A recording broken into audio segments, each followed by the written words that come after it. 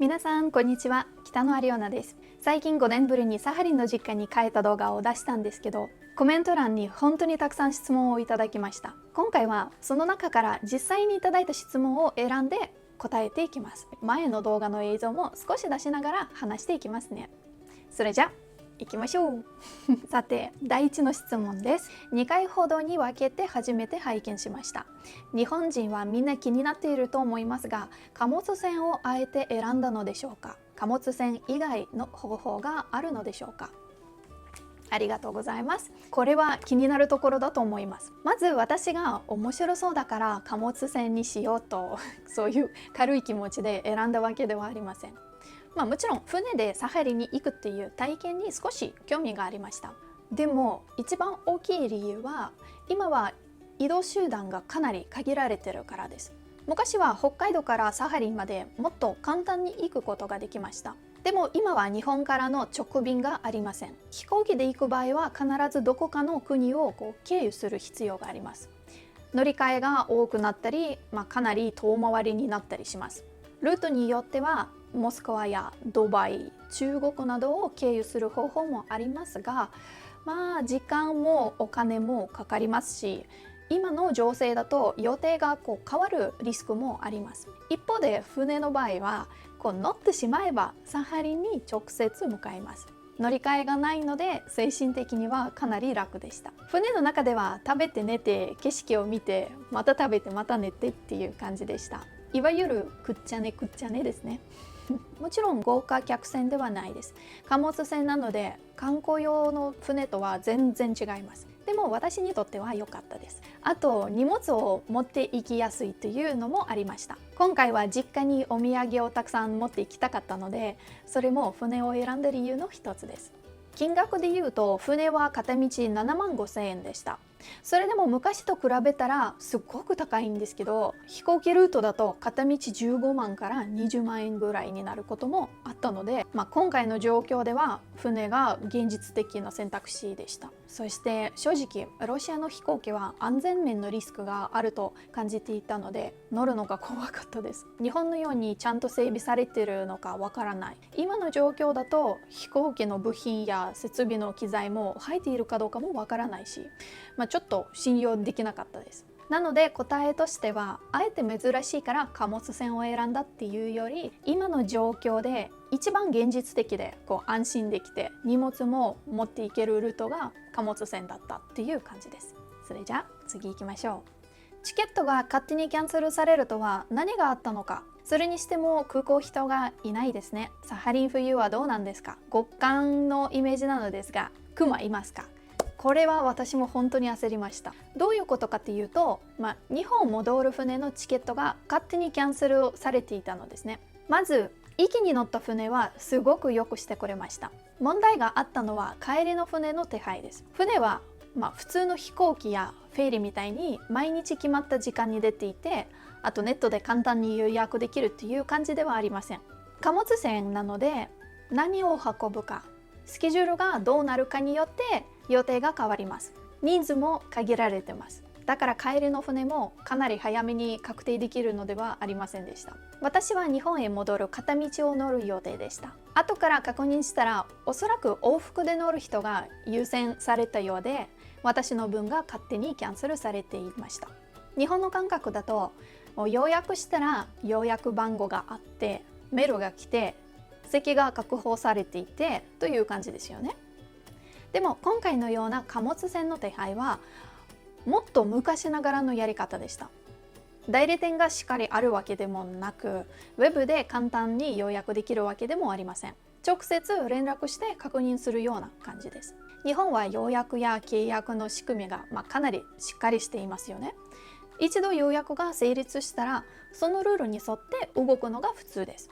でも今回のロシア側の手配は仕組みがそこまで整っていない部分もあって、担当する人の確認ミスや連絡行き違いで、結果が変わってしまうことがあると感じました。結局帰りの船に乗れなくなったので急いで飛行機を探しました。直前だったので飛行機代も高くなりましたし、ルートも大変になりました。正直かなり焦りましたね。恐ろしやってやつですねはい、じゃあ次行きましょう。こんな頃があったとは、日本人でも行けるのでしょうか？ロシア料理にも煮こごりがあるんですね。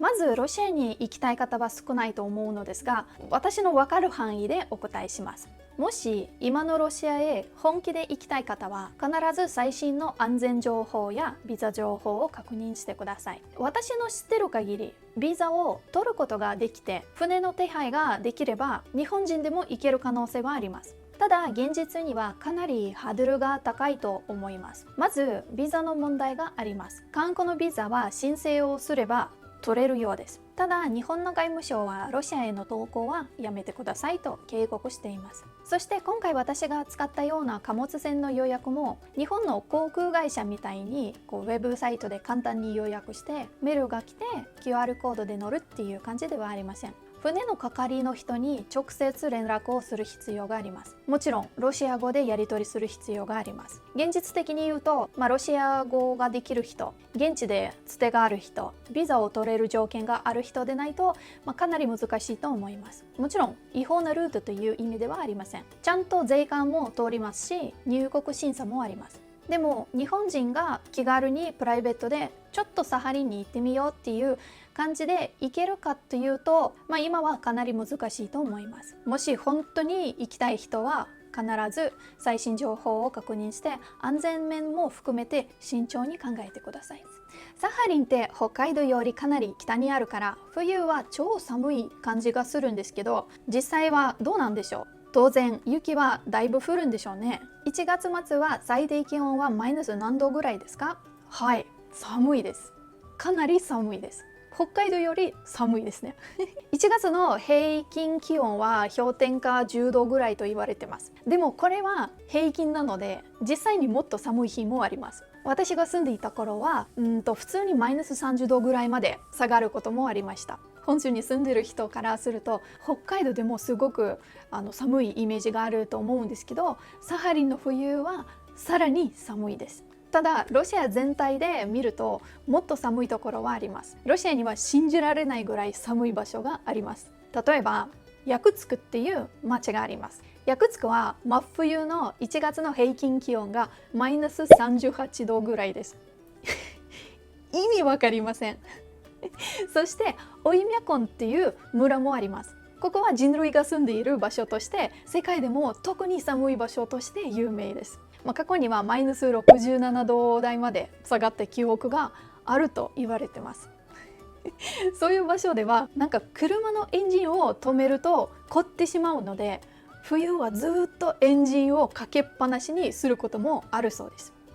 本当かな外に出るだけでもまつげや髪の毛が凍るような世界です。そしてさらに意味がわからないのは、このオイミャコン、夏には30度を超える暑さになります。差が100度ぐらいですなのでロシアの中では私はもやしこです。はい、次の質問に行きましょう。ロシアの車道は右側通行でしょ？走ってる日本車が右ハンドルっぽい車なのかなと思いましたが、これで大丈夫なのですか？これはコメントを見て、確かに日本の人から見ると不思議なんだと思いました。正直私はこのコメントをもらうまであんまり気にしてませんでした。サハリンでは日本車がすごく多いです。そして日本車なので右ハンドルの車も多いです。でもロシアは右側通行です。なので日本の感覚で見ると、右側通行なのに右ハンドルで大丈夫なのって思いますよね。もう地元の人はみんな慣れてます。なんといってもほぼ日本車しかないですからね。サハリンでロシア製の車を見る確率は札幌でランボルギーニを見るぐらいの確率だと思います。ロシア全体で見ると、モスクワやサンクトペテルブルクは左ハンドルの車がもっと一般的だと思います。私にとっては普通すぎて気づかなかったんですけど、日本の視聴者さんから見ると面白いポイントなんですねありがとうございます。はい、さあそれじゃあ次の質問に行きましょう。へえ、良い町、なんでこんな良いところから日本来たの？なるほど。まず言いたいのは、私は地元が嫌で日本に来たわけではないです。家族もいますし、子供の頃の思い出もたくさんあります。自分にとって大切な場所であることは今も変わりません。でもそれとは別に、私は小さい頃から日本にすごく興味がありました。きっかけの一つは父の仕事です。父が仕事で日本に関わることがあって、家に日本のものを持って帰ってきてくれることがありました。日本のお土産だったり、日本の製品だったり、子供の頃からもう身近に日本のものがあったんです。それで自然に日本ってどんな国なんだろう、いつか行ってみたいと思うようになりました。初めて日本に来たのは留学でした。実際に日本に来てみたら想像以上に魅力的でした。街の雰囲気、人との距離感、あと、生活のリズム、そういうものが私にはすごく合っていました。日本に来る前は強い憧れの国だったんですけど、実際に住んでみたらもっと好きになりました。それで一回ロシアに戻った後もやっぱりもう一度日本に行って学びたいと思って、また勉強して試験を受けて日本に来ました。あの時は両親もすごく応援してくれました。簡単なことではなかったですけど、私が日本に行きたいっていう気持ちをもう分かってくれて協力してくれました。なので答えとしてはサハリンが嫌で出たわけではなくて、日本に夢中になって人生をかけてきたっていう感じです。簡単なことではないので結構根性と努力が必要でした。ただ本当に来ることができてよかったと実感していますはい、そんな感じかな。次行きましょうか。3分50秒カフェの話をされているシーンで、家庭用のエアコンの室外機らしきものが見えましたが、日本と同じ型のエアコンは一般なんですか？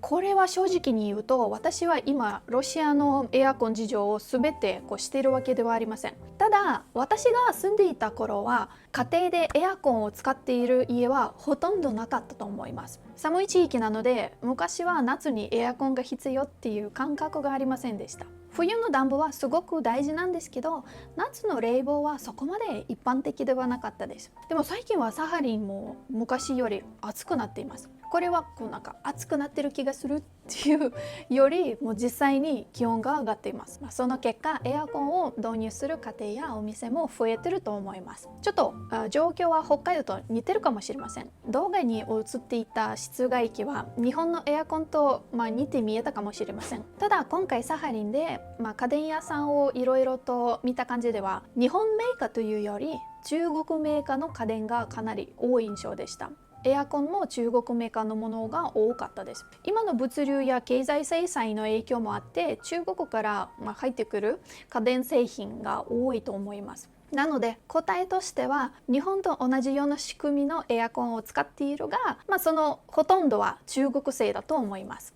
はい、それでは次の質問に移ります。 VPN とか携帯対策はどうしてました？これは今回の移動で本当に大事でした。海外に行くと、飛行機とか船とかホテルだけじゃなくてスマホがちゃんと使えるかどうかすごく大事です。地図、通訳、連絡、チケット確認、銀行支払い、全部スマホに入ってますよね。そう、ロシアでは現地で SIM カードを買うこともできます。日本の携帯をローミングする方法もあります。でも問題はネットにつながるかどうかだけではありません。自分が使いたいサイトやアプリにちゃんとアクセスできるかどうかなんです。日本では普通に使えるサービスでもロシアや中国ではそのまま使えなかったり、接続が不安定だったりすることがあります。ロシアでは VPN を使っている人も多いです。でも VPN があれば全部解決っていうわけではありません。例えば YouTube や Instagram などを見るときは VPN が必要です。でも逆にロシア国内の銀行アプリや行政のアプリを使うときは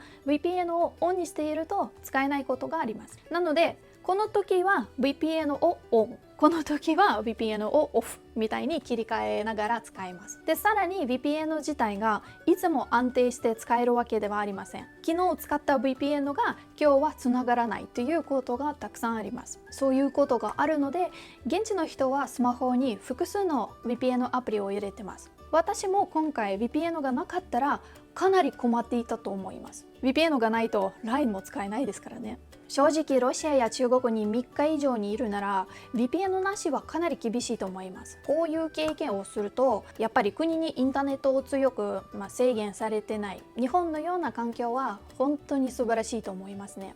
日本にいると見たいサイトを普通に見られる、使いたいアプリを普通に使える、銀行や地図、動画サービスに普通にアクセスできる、家族とビデオ通話もいつでもできる。これって当たり前に感じるんですけど、ロシアみたいな国に行くと全然当たり前じゃないんですよね。旅行でも帰省でも仕事でも海外に行くときはその国のネット環境が日本と全然違うことがあります。なので VPN はかなり大事だと思いました。でも逆にいいこともあって、スマホから離れることができました。スマホ依存の人にとってはいいのかもしれません。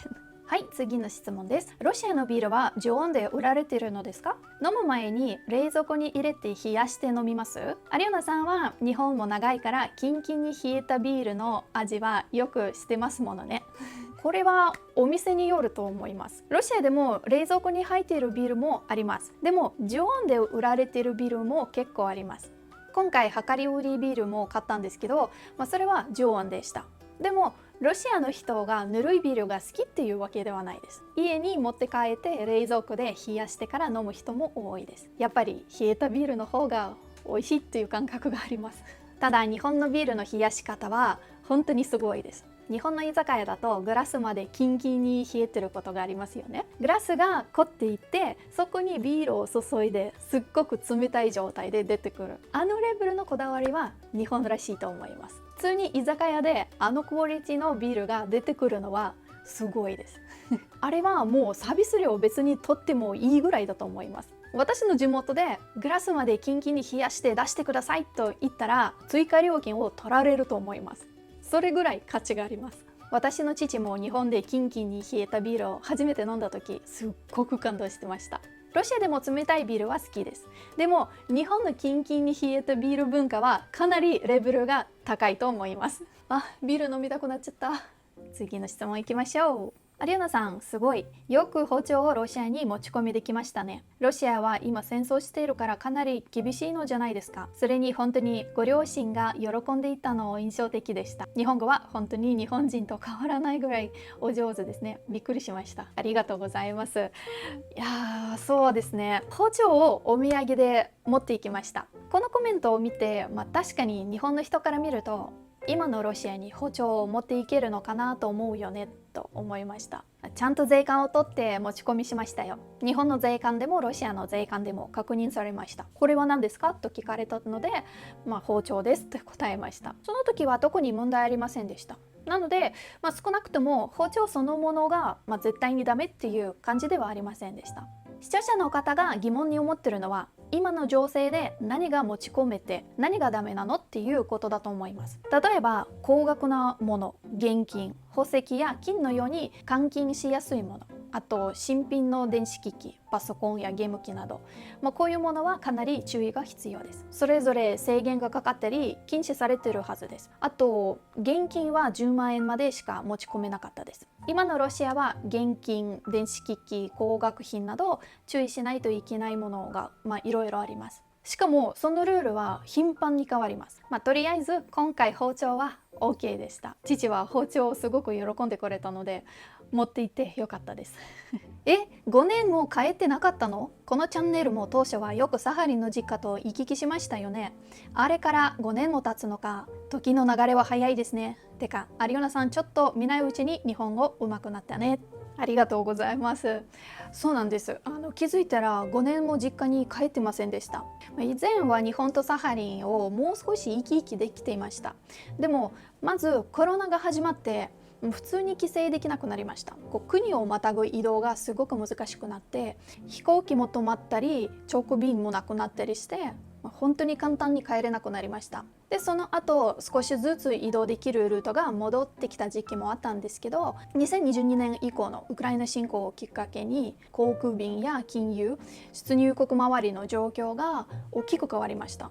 家族にはもう会いに行きたかったのですが、当時はロシアに行った後にちゃんと日本へ戻ってこられるのかという不安が大きかったです。現在もそのような状況は続いてます。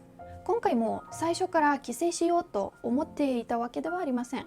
ロシアに行かなければならない、強制的な手続きが出てきたんですね。ロシアでは国内でもパスポートが必要です。でその国内パスポートの更新だったり銀行関係の手続きだったり、どうしても現地でやらないといけない手続きが出てきました。それで今回ようやく帰ることになりました。かなり不安だったのですが、実際に帰ってみたら本当に帰ってよかったです。両親にも久しぶりに会いましたし、実家でゆっくり過ごす時間もありました。両親が昔から私を連れて行きたかった場所にも連れて行ってくれましたし、実家にいるワンちゃんにも初めて会いました。でそれから昔より行っていた場所を歩くと、子供の頃とか高校生とか大学生の頃の記憶が一気に蘇ってきました。やっぱり実家って実家なんですよね。国が違っても文化が違っても、実家に戻った時の感じって多分みんな共通だと思います。あと実家の味、そう日本で言うとお袋の味ですね。久しぶりに母のお料理を食べて、これだと思いました。それが今回5年ぶりに帰って一番良かったことかもしれません。さあそれではラストの質問です。アリオナって日本人だよね？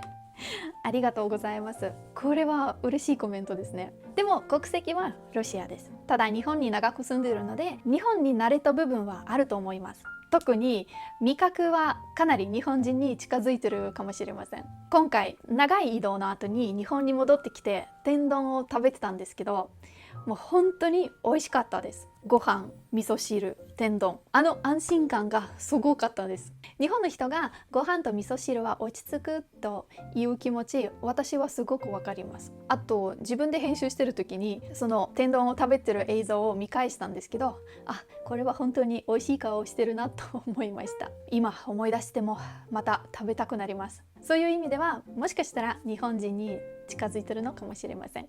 今回もたくさん質問を送ってくださって本当にありがとうございました。まだ答えきれてない質問もたくさんあるので、またこういう Q&A 動画を撮りたいと思います。次に何か聞きたいことがあればぜひコメントで教えてください。それではまた次の動画でお会いしましょう。パカパカ、バイバイ。